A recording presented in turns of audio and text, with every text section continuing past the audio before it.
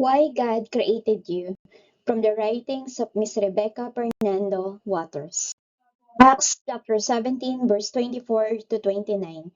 God, who made the world and everything in it, since He is the Lord of heaven and earth, does not dwell in temples made with hands, nor is He worshipped with men's hand as though He needed anything, since He gives to all life, breath, and all things. And He has made from one blood every nation of men to dwell on all the face of the earth, and has determined their pre-appointed times and boundaries of their dwellings, so that they should seek the Lord in the hope that they might grope for Him and find Him. Though He is not far from each one of us, for in Him we live and move and have our being, as also some of your poets have said, for we are also His offspring.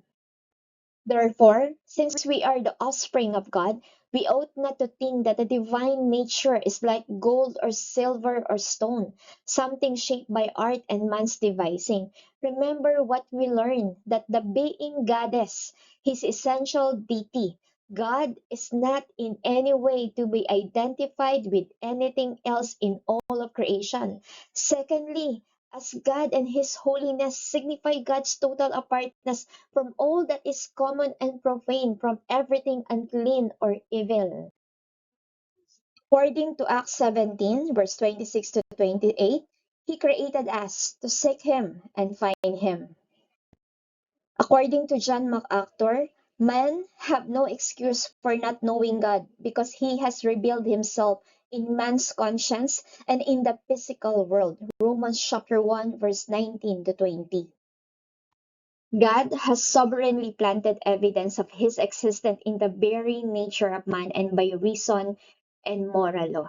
That is why even tribal people or people from the ancient time, they acknowledge that there is such thing as creator, that there is God, that the very nature of man is looking for something, that there is a supreme God, that they are fearful of His doings, they are fearful of what this God might do to them. Even those people who have not been any religion like the tribal people in the Amazon or any tribal people from any place of the earth, they acknowledge that there is a God who created everything and provide for them for every day of their lives.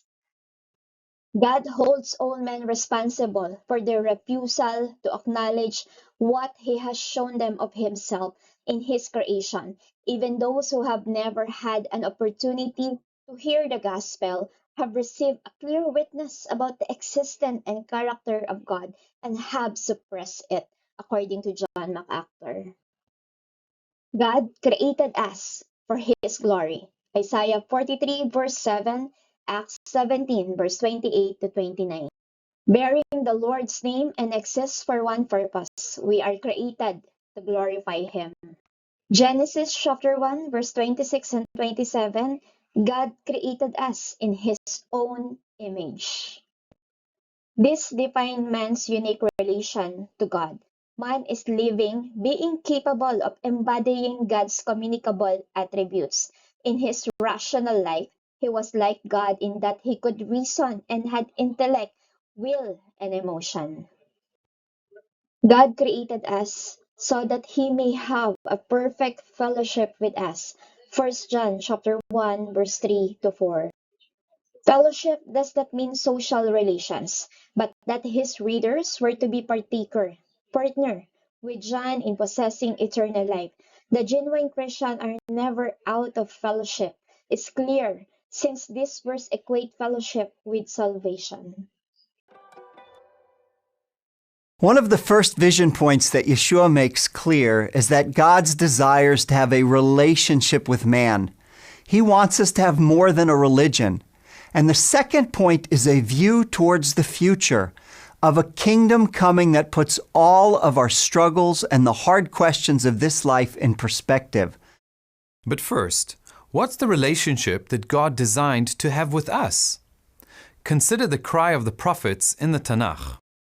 Isaiah says of Israel, "For your husband is your maker, Adonai Tzvaot is his name." The prophet Hosea also speaks of God's heart for his people when he says, "On that day, says Adonai, you will call me Ishi, my husband. No longer will you call me Baali, my master." Many times throughout Scripture, you see the same theme. He's not a cold master or a disconnected God. He's our husband, our love, and our God. Religion many times paints a distant God, disconnected and cold. But the truth is, He's the lover of our soul who desires to be intimately connected with us on a daily basis. Take a look for yourself in the Torah and the prophets and see how He's pursued His people throughout the ages.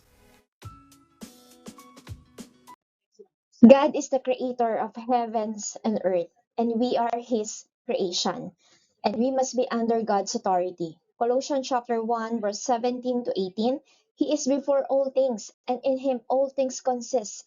He is the head of the body, the church, who is the beginning, the firstborn from the dead, that in all things He may have the preeminence. We are all accountable before God and subject in His authority.